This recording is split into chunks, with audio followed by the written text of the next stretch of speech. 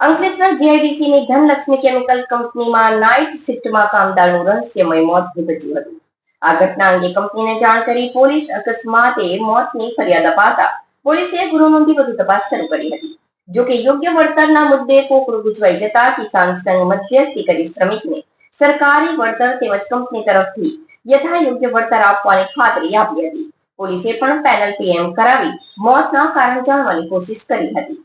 અંકલેશ્વર જીઆઈડીસીમાં આવેલી ધનલક્ષ્મી કેમિકલ્સ કંપનીમાં કામ કરતા એક કામદારનું શંકાસ્પદ પરિસ્થિતિમાં મોત નીપજ્યું હતું। ધનલક્ષ્મી કેમિકલ્સ કંપનીમાં નોકરી કરતા પ્રમોદ મંડલ ગત રાત્રિના નાઇટ શિફ્ટમાં ગયા હતા, જ્યાં ચાલુ નોકરી દરમિયાન અચાનક બેભાન થઈ ગયા હતા અને ઘટના સ્થળે જ તેમનું મોત થયું હોવાનું સામે આવ્યું છે।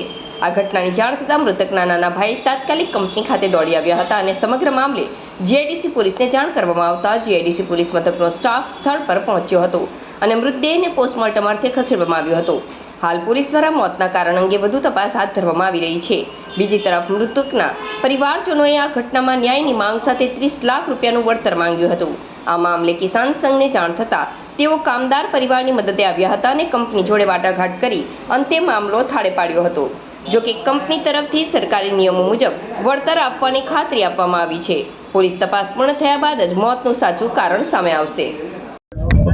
મારું ધનલક્ષ્મી કેમિકલની આજની રાતે મારે તે માણસનું એનું નેચરલ ડેથ થયેલું છે, તો એમને હોસ્પિટલનું કામ અને એનું હોસ્પિટલનું કામ ને બધું પરિપૂર્ણ કર્યું છે અને એના જે ગવર્મેન્ટથી જે એને સહાય મળતી એ બધી સહાય એને મળશે અને અમે અમારા તરફથી અમારી કંપની તરફથી એમને અમે શું કહેવાય વળતર એને આપેલું છે અને એમના ફેમિલી અને એમના ભાઈઓ સાથે આ ચર્ચા થઈ ગયેલી છે અને અમે એને વળતર આપી દઈશું। સુખદ રીતે અમે આપી દઉં। હું સુધીરસિંહ અટોદરિયા, ભરૂચ જિલ્લા કિસાન સંઘ પ્રમુખ। આજ રોજ ગઈકાલે રાત્રે ધનલક્ષ્મી કંપનીમાં ત્યાંને એક કામદારનું નેચરલી ડેથ થયું, ત્યાર પછી અમને જાણ થઈ એટલે અમે આરોગ્ય કેન્દ્ર પર જ્યાં એમની ડેડ બોડી લાવેલા ત્યાં આવ્યા ને બધા સ્થાનિક લોકો પણ આવ્યા અને એમનું ફેમિલી પણ આવ્યું। એમની ફેમિલીની માંગણી હતી કે અમને યોગ્ય વળતર કંપની તરફથી આપવામાં આવે। કંપનીના જે માલિકો હતા એ પણ અહીંયા આવ્યા ને એમણે બહુ સારો રિસ્પોન્સ આપ્યો અને બધાની સંમતિથી એમણે 10 લાખ જેવું સારામાં સારું વળતર પોતે કંપની તરફથી આપ્યું છે અને બીજું સરકારના નિયમો પ્રમાણે જે લાભ મળશે એ તો મળવાના જ છે।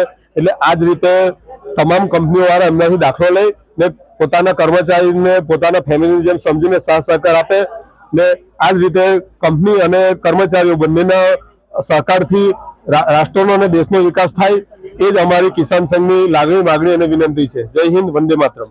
क्या नाम है आपका भाई? धनंजय कुमार। धनंजय भाई, ये क्या घटना समझ में बना है? ये हम सोए थे, 4:31 मेरे भाभी का फोन आया था, तो मेरे को बोला कि भाई ने फोन नहीं उठाता है, जाके देखो तो सोया है कि कुछ हुआ है। हम गए तो देखे तो गेट लगा हुआ था वहाँ पे धनलक्ष्मी केमिकल में। तो हम गए तो फिर अपने से खोले, वो नट बोल्ट लगाए थे, ताला नहीं मारा गया था, तो हम खोले उसको, फिर गए, वो सोया हुआ था पूरा, मतलब नंगा था, समझे।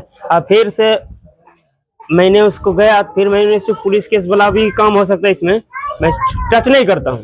पहली बात मैंने पहले उसका ये नस दबा के चेक किए हैं, ये नहीं चल रहा था और ये पेट थोड़ा बाहर निकला था ना, जैसे अपन सांस लेते हैं ऐसे सब भी नहीं हो रहा था।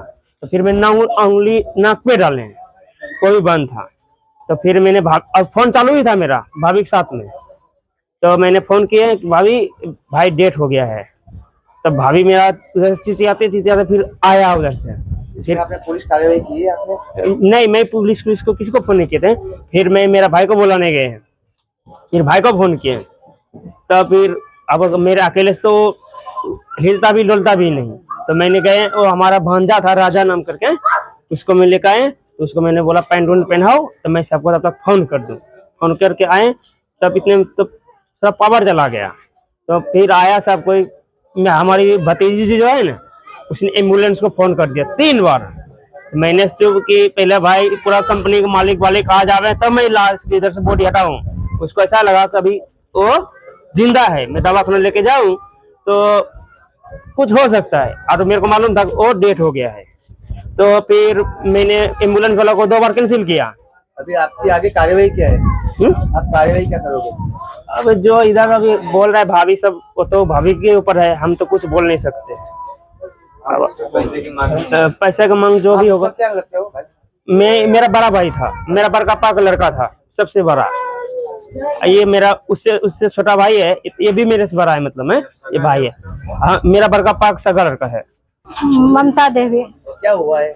उसका कुछ नहीं हुआ था, खाना पीना खा के ड्यूटी पे आया था। कौन सी कंपनी को? धनलक्ष्मी केमिकल। बाद में क्या हुआ?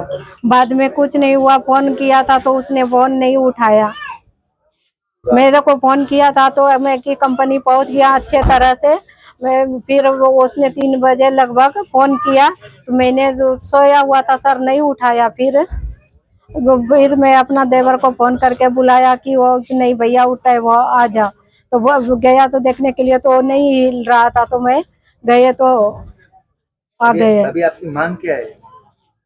मेरा मांग है कि 30 लाख रुपया दे कंपनी वाला।